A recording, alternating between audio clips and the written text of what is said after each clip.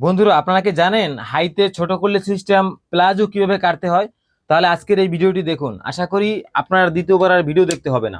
এখানে প্রথমে 2 ইঞ্চি সেলাই হক রেখে প্লাজোর লম্বা ধরে নেবেন। আজকে আমার প্লাজোর লম্বা 37.5 ইঞ্চি, দিলাম মার্কা। এবার এখান থেকে 16 ইঞ্চি বরাবর হাইয়ের মাপ ধরে নেবেন, হাই বরাবর একটা দাগ দিবেন।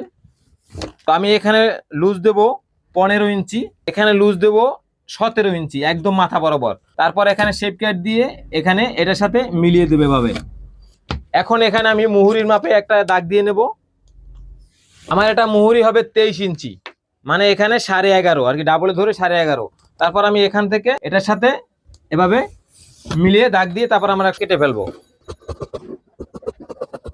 এরপরে আমরা এই যে কাপড়টা আছে এই কাপড়টা দিয়ে এখানে একটা ছোট কলি কেটে নেব। ঠিক এরকম ছোট কলি কেটে এখানে বসিয়ে দিতে হবে। এই যে এখানে। বন্ধুরা, এই ছিল কলি সিস্টেম প্লাজো কাটিং টিউটোরিয়াল। আশা করি ভিডিওটা ভালো লাগলে লাইক করতে ভুলবেন না। ধন্যবাদ। ভালো